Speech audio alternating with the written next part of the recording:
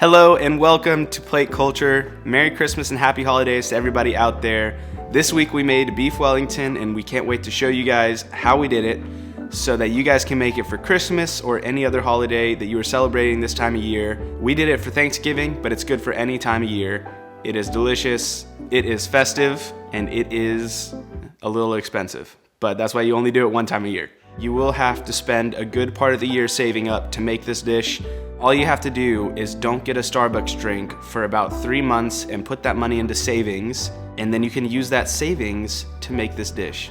This dish is one that I have seen Gordon Ramsay make many times on many different videos on the YouTubes, and he does it so exceptionally well. It always looks delicious, so I had to give it a shot myself. I tried FaceTiming Gordon myself to see if he could give me a few tips for how to make it better. But he was not available, unfortunately. So I had to just make do with the videos he's put up. So let's get into it.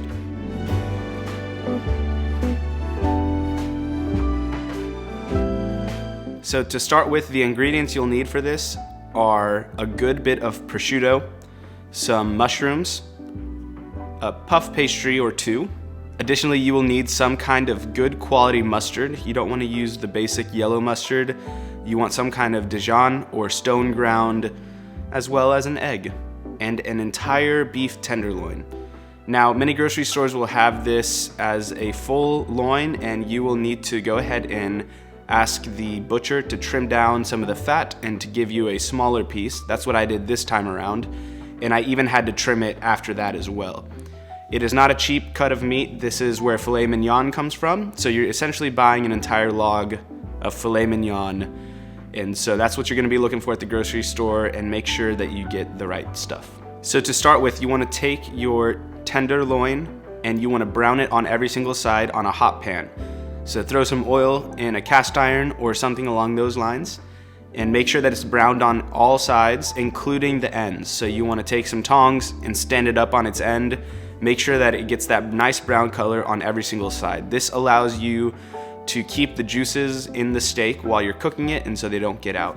After you take that off the heat, put some spicy brown mustard or some Dijon or whatever mustard you have on hand, good quality mustard, and take a pastry brush and brush it on every single bit of that tenderloin that you just browned. Now, if you're not a fan of mustard, don't worry. In the end, you will not taste the mustard flavor.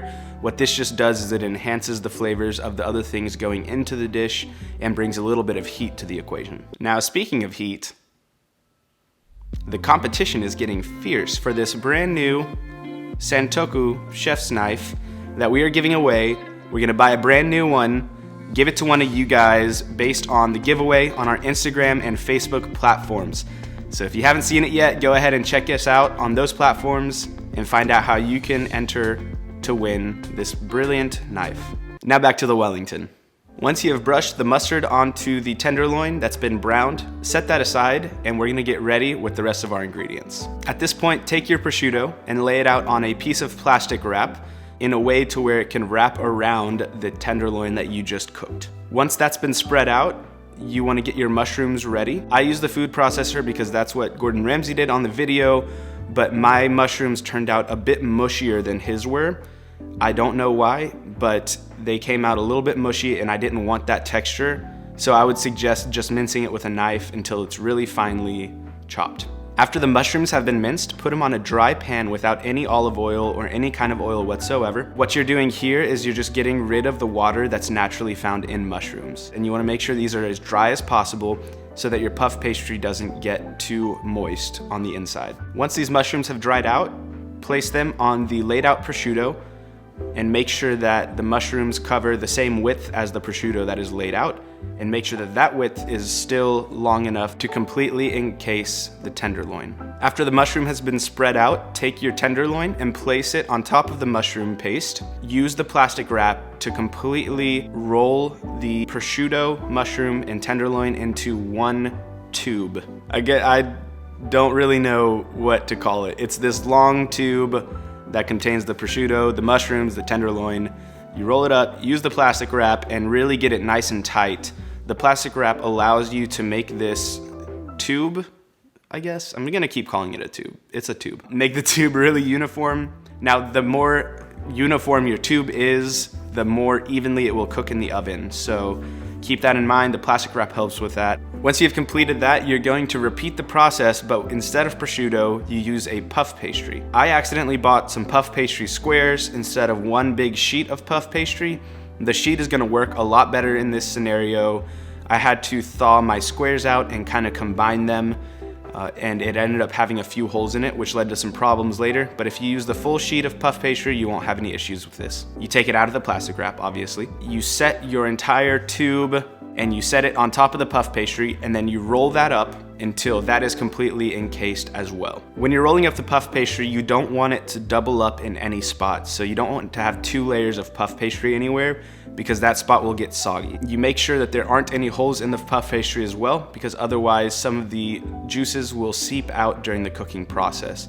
So make sure it's completely covered by the puff pastry and that there aren't any holes, but it's also not doubled up anywhere. Again, with the puff pastry, as with the prosciutto, you want to make sure that you're wrapping it nice and tight in the plastic wrap so that it is very uniform and that it's able to cook evenly. Then you take that plastic wrapped puff pastry, tenderloin, prosciutto, mushroom, mustard log, and you put it in the refrigerator for 10 to 15 minutes so that it retains its shape.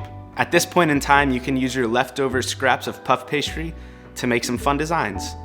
Laura and I made a braid to go across the side of it, as well as some leaves, and rolled up some berry-looking things. Adding the little designs with the extra puff pastry really allows for the dish to be a wow factor and a centerpiece for whatever meal you're making this holiday season. Final step before putting it in the oven is to brush it with a nice egg wash so that it comes out nice and glistening. And then you want to put it in at 400 degrees Fahrenheit for about 30 to 35 minutes. This will make it a perfect medium rare. If you want to cook it for a little bit longer, you're welcome to do so, but tenderloin is best served at a medium rare temperature. Final crucial thing is that after you pull it out of the oven, you want to make sure that this rests for 10 to 15 minutes before cutting into it. Letting it rest really allows for the meat to relax and to absorb its juices back, and so that you're not losing any of that on the cutting board when you're slicing into it. Then you slice it up into some thin slices. Make sure you have a sharp knife ready to use. You can win one again if you enter in our competition. One last plug, it ends tomorrow. That's it for us this week. Thank you guys so much for watching. Remember, we're going to be announcing the winner of the competition this week. Make sure you keep an eye on our social medias to see who wins the giveaway. And we will see you guys next week. Don't forget to like and subscribe. See y'all later. Now back to the tenderloins. Now back to my copy of Gordon Ramsay's recipe. Now back to your regularly scheduled programming here on NPR. Now back to this week's episode. Now back to the Wellington.